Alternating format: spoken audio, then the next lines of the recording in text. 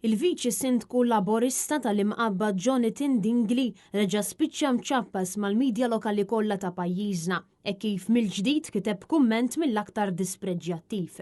Din id-darba fil-konfront ta' persuni li għandhom kundizzjonijiet ta' saħħa mentali. Taħt intervista li kellu l-kap tal-Partit Nazzjonalista Alex Borch fuq il-midja soċjali, Dingley qal lil Alex Borch sabiex jipprepara ruħu għal Ward 10, sala li kienet meqjusa bħala ta' sfida fl-Isptar Monte Carmeli. Ftit xhur ilu kien l-istess Dingley illi taħt post fuq il-midja soċjali ikkumpara lid-deputat nazzjonalista Adrian Delija ma' mara illi tħobb tissawwat, kumment illi kien qajjem furur fil-pajjiż frott l-insensittività ta' Jonathan Dingley.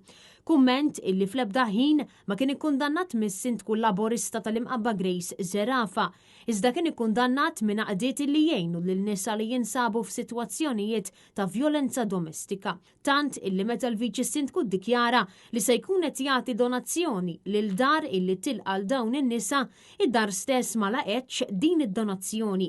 Din id-darba kien imiss li juża l-pazjenti li jsofru minn kundizzjonijiet ta' saħħa mentali sabiex iżebbla lil kap tal-Partit Nazzjonalista Alex Borch u sa issa Dingley ma pubblikax apoloġija wara dan il-komment li fih prova jżeffen lil pazjenti b'kundizzjonijiet ta' saħħa mentali.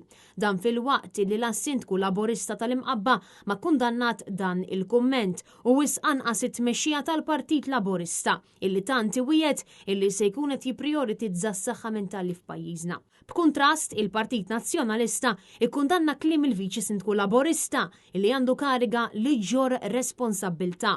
Għalhekk il-Partit Nazzjonalista appella għal aktar sensittività lejn daw kollha li b'xi mod għaddejjin minn problemi tas saħħa mentali.